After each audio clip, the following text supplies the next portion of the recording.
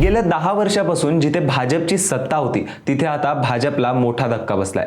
भाजपचा बालेकिल्ला समजल्या जाणाऱ्या आसाममध्ये नुकत्याच झालेल्या बोडोलँड टेरिटोरियम कौन्सिल्सच्या निवडणुकीत भाजपचा दारुण पराभव झालाय। या निवडणुकीत माजी उग्रवादी नेता हग्रामा मोहिराली यांच्या बोडोलँड पीपल्स फ्रंट म्हणजेच BPF या पक्षाने मोठा विजय मिळवलाय। त्यांनी तब्बल 40 पैकी 28 जागा जिंकल्या असून भाजपला 5 जागांवर समाधान मानावं लागलंय। तर दुसरीकडे भाजपचा जुना साथीदार United Peoples Party Liberal UPPL ला 7 जागा मिळवल्यात। हग्रामा मोहिराली यांच्या पक्षाला मिळालेल्या या यशामुळे पुढील वर्षी होणाऱ्या आसामी विधानसभा निवडणुकीपूर्वी भाजपच्या घोडदौडीला ब्रेक लागल्याचं दिसतंय, कारण या निवडणुकीकडे विधानसभा निवडणुकीच्या सेमीफायनल म्हणून बघितलं जातं। तरीही मुख्यमंत्री हिमंता बिस्वा शर्मा यांनी या निकालाला भाजपसाठी धक्का मानण्यास नकार दिलाय। ते म्हणाले की BPF देखील NDA मध्येच आहे, त्यामुळे 40 पैकी 40 जागा NDAच्या खात्यात गेल्यात। तसेच लोकप्रिय गायक जुबिन गर्ग यांच्या निधनामुळे भाजपला शेवटच्या क्षणी प्रचार करता आला नाही